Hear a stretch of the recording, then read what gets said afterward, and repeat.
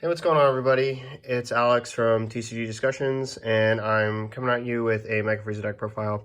Um, Couple things before I get into it. I have a dark Brawly deck profile that I can upload to the channel. It's about 40 minutes long, but it has some tech choice differences that a lot of people don't play in the meta. It's not going to be like super different from what's in the meta, but there's just some options that I opt to play in the main deck. And but as I said, it's pretty long and lengthy, and it's got a lot of explanation going into it. So I thought I'd upload that. And maybe I can do like a shorter version just so you guys can get through the list. I also am going to be posting some discussion videos soon, so look forward to that. And with that being said, I really wanted to put up another deck profile, especially of this. So with the upload of Mecha Apes and the release of Evo Boosters giving us reprints of Basil and Unite Assemble, I was really excited to finally get this deck put together. I've been waiting on the reprints just because I was getting a case of it, so there was no need for me to like buy those cards for the deck. It just didn't make any sense. It'd just be me wasting money to hopefully sell the reprints to get the money back, which just didn't make sense. I just had the money invested, so why not? And so we finally have it put together, everything, and it just feels really good to talk about this deck for a second. If you're thinking about playing this deck, know two things. It's hyper competitive and it just has a lot of really good tools against the meta. So I'm going to just go through the profile, talk about some tech choices and ratios, why I play what I do. And without further ado, let's get into it. So we got our leader, Mecha Frieza. You can only activate one extra card per turn. And when you activate a mono yellow extra card, you can take a life on this side to reduce its energy cost by 1. And then when this card attacks, draw a card, which is super powerful from the old one, because the other one did not give you any advantage on the side, but it's also draw 2 to awaken. But either way, like that's neither here nor there. So untap 1, draw 1, awaken, which I think is just really powerful with this leader because it just gives you energy back, so you might not have to spend any life on a 1-drop extra card. And then on this side, the restriction of activating only 1 is gone, and you can now reduce the cost of a mono yellow extra card by 2. When this card attacks, draw a card, and when you activate on your turn and your opponent's turn, it's really important you remember that, a mono yellow extra card, you can switch one of your opponent's battle cards to rest mode. Super duper powerful leader. Really like him. I think he's really great, both for the meta and just as a leader for the game. So we're going to start off with our Unison. We got 4 Vegeta Unison Fury. I think this card is a staple at 4 in Mecha right now, just because, one, there is a lot of high-cost cards that are running around in the format, particularly Dark Brawly, Red Brawly, Sin Shenron, and now the Victory Strike deck, which definitely needs to be slowed down in some regard. And this card just really does slow it down because they can't tap Unison with Height of Mastery, and it really says in order for you to get any advantage at attacking me, you have to kill this card because all of the swap engine swaps them above their energy. So this card's really powerful actually against the Cell Surge deck and like whatever else is running around in the meta that's like super good. And it's just phenomenal. It's also a great endgame finisher. And so I think 4 of it is just really good for positioning yourself well in the meta. Next, we play 3 Vegeta Prideful Transformations. I opt to play 3 of this instead of 2. A lot of lists play 2. I think 2 is fine, but I just opt to personally play 3 simply because, 1, we see our Unison pretty fast. We kind of like want it for a lot of our matchups, and I basically plan on having the card. And ergo, if, you know, I have Vegeta Unison Fury, this card helps protect it, and that's the point. Is that the low-cost cards that can swing at it in the matchups where, like, you are really keeping them at bay with the Unison. You just really want a card that can help protect it. Tapping a card that could do it and blocking another attack like from a leader or something is just super powerful because it, again, keeps buying you those turns with Vegeta Unison of Fury. So I have to play 3 of that. Next, we play 2 Planet Vegeta, pretty standard. Searches out our Bardock, searches out our Prideful Transformation.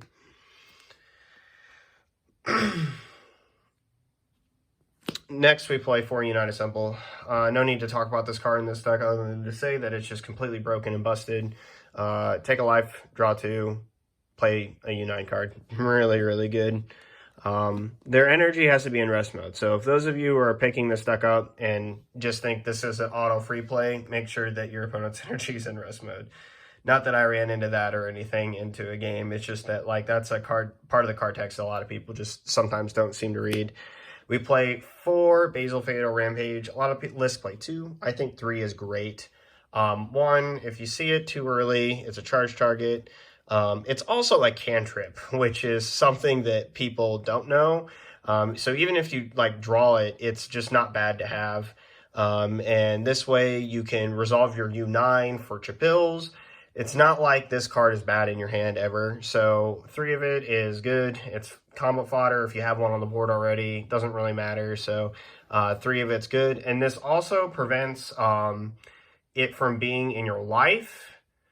And like, let's say you have 2 in the deck, you draw 1 and others lifed. That's kind of a problem for U9 because you're not resolving it to get the card. Even though you can tap 1 energy for it, you'd rather just either play it for free with United Symbol or play that 1 and get advantage to bring it out when you need to play it. So 3 works pretty well. Next, we play 4 of the Brokenness Chapil, the Iron Drake. This card is actually dumb just because it puts a blanket effect over your opponent that when they attack once per turn, they have to rest an energy. And the reality is if you get like more than one of these, like 2 energy down per attack once per turn is really bad for your opponent. Because if you think about it in terms of energy tempo, if they don't, there are certain decks that want to swing with the leader or swing in some regard to put pressure. And what it does is it forces your opponent to play cards early so you know what you're dealing with. You can counterplay them, you can do what you want. Or the energy will get tapped down. If they untap energy, you can, again, tap it down. Like, there's just a lot. So it also just makes the swings against the Unison a lot more painful simply because, again, they're going to be swinging and losing energy. So, like, it's just like another added effect. This card's really powerful. And when you're trying to push for game and you got multiple on board, you just swing with it. Next, we play 4 Bergamo Ferocious War. I think that this card's okay at 4. A lot of people played at 3. I see why they played at 3. I personally just played at 4 because I think that cards that play themselves from the hand are really good, and he does that, and rest energy or battle cards. So I think that's just super powerful. When you rest a card on your opponent's board, you can play him in for 2. And I think that's just really powerful. 20k striker that rests more cards and allows your play to go through easier, better. Is just very efficient. And yeah, so I like him at 4. But I could also see if people want to cut him at 3. Next, we play 4 of the other card that we play, and that is Bardock Raiders Warcry. The card's actually bonkers in the deck because this free play is double strike, rest a card, draw a card. So like it's really good, and I think that it's phenomenal in Mecha because what you're doing after about turn 3 or 4 is you are entering a resource management state for the deck. You really want to displace using your energy on your turn and save it for responses on your opponent's turn because your life total is going to be low. You're just really wanting to optimally play. And so playing this card defensively just feels so bad to your opponent because you are playing a card to stop an attack on whatever you're attacking, and then you're getting to rest something out of it and you're plussing. So I think the card's really phenomenal. That's why we played it 4. Next, we play 4 Violent Rush Bojack. We opt to play the Aegis engine and the Arrival package, which is complemented by the 4 Zamasu Super Combo. And I think that this is just the way to go, simply because it is the most efficient way to play Mecha. Mecha is a I can do this, and so therefore, I can take a life to play this really impactful card. I can tap my energy out, play this really impactful card, and then I can play another one later with my life. And the Aegis on Bojack allows for that to occur in so many more ways. You're playing with more energy, and I think that's just really super powerful for Mecha because this way, you're not having to take a life. You're not put in as many stressful situations. You have the energy to play cards like Bardock, cards like Bergamo a lot easier because of the Aegis engine, which is why, like for example, Bergamo, it merits playing it at 4. You could easily get away with that simply because of the fact that you have the Aegis engine. I've even considered splashing other cards like Resident Agent of Destruction in here. Because it's 1, an Arrival card, and 2, an Aegis, a Aegis activation or a Arrival target for the Bojack. So yeah, that's something to actually I consider, and you guys can test it out too if you want. I know I personally am probably going to test it out at some point. But the other thing is not only do you untap 2 energy, but you also draw a card when Bojack activates Aegis, which is just super powerful. So we gotta play it. And then this card just rests leader, rests the battle card, which is really strong, helps activate certain effects like Bergamo and stuff.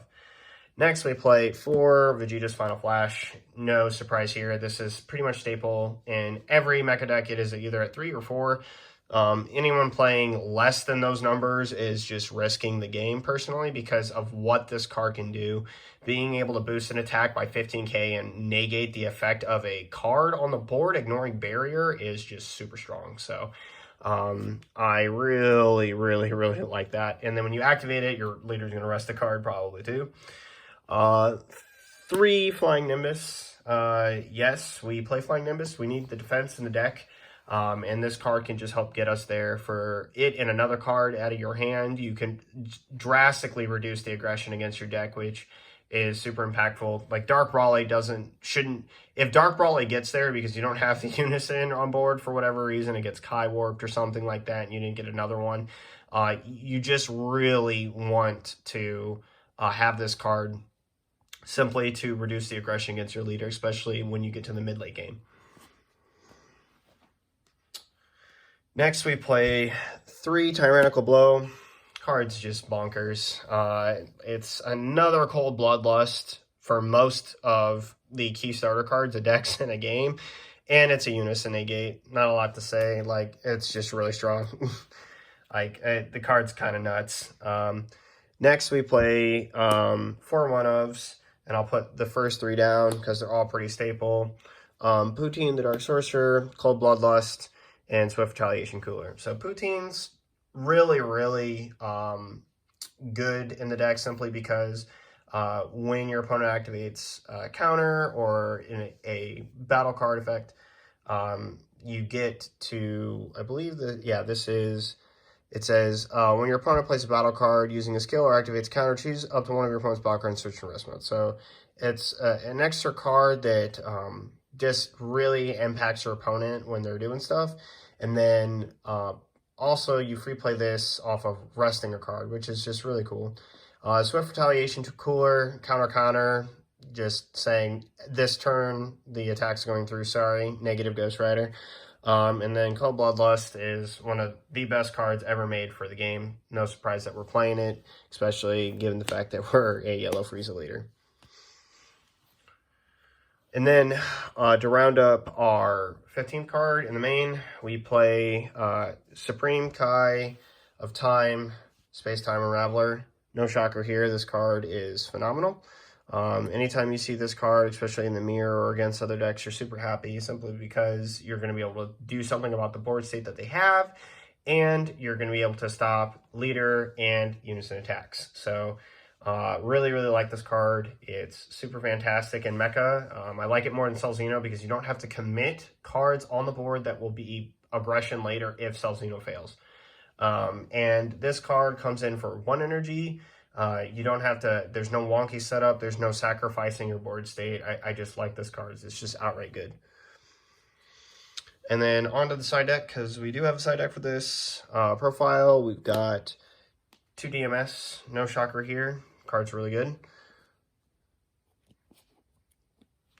And then we also play 2 max power Kamehameha just to remove and warp cards like Red Brawly, interrupt their chain, interrupt, just lots of cards. This will come in against Hope of U7, so on and so forth. There's just lots of cards this is gonna really impact in the meta. Vegeta's trying to be the best. It's really good. You rest a lot of cards, and this card gets rid of them. So, yeah. Next, we play the Lord Slug package in the side. So, this is not an original idea. And I'll talk about, I guess I'll explain this a little bit. It's not an original idea in the sense that it's been talked about. I got the idea from Danny Palladino. Shout outs to Crosswell TCG. And he talked one day about the Lord Slug engine and how Mecha has sometimes stepped away from it for the Aegis engine. And I just have to say, for the record, the Aegis engine just overperforms all the time. It's really, really, really, really, really, really, really, really, really strong. And Slug, however, is really, really strong only against certain decks, whereas the Aegis engine is good all the time. So in the decks where this is super good against, you will bring it in and then take the Aegis engine out. And then the games where you know that you can just do what you're doing, but you need your energy resource management back to you, you have the Aegis engine already set. And the idea is that you just want to have efficiently the best matchup starting out, your best chances for game one. And I think that the Aegis engine just offers that. Whereas there are certain games against certain decks where this just doesn't do anything. And you just don't want to have, you don't want to have to worry about that. You just want to be able to have your matchups where you see them and you're like, all right, I'm playing my best game one, and then bring this in, hopefully blow them out, right? Make your deck even stronger against it. So that's the reason that we side the Lord Slug package in the side. Next we play 2 Release from Evil. I don't need to talk about the card, it's just broken. So it's Release from Evil. And our 15th card is the Last Flying Nimbus. Yeah, we play it. We don't want to play 4 in the main simply because we're not trying to clog our deck full of extra cards. We want some common cards. We want some cards that help us play into a more advanced and game state. However, Flying Nimbus, bringing this 15th card is warranted because there's just a lot of aggression. So, yeah, we gotta keep decks at bay. That's the point, especially when we take our own life half the time. So that's it, guys, for my Mecha Frieza deck profile. Thanks for watching. Stay tuned for more videos. I'm going to post a discussion about the Victory Strike deck that just won, the Cell Surge Victory Strike deck, yeah. And talk about kind of why I think it won and kind of weaknesses of the deck and what we can be doing about it in the future. So stay tuned for that, and thanks again for watching this profile. Let me know in the comment section down below if you guys want to see any more deck profiles pertaining to Dark Brawly. You know, I have a few other meta decks. I'm working on Launch Brew. I'm working on Bulma. So let me know what you guys want with that, and I'll see you guys next time. Later.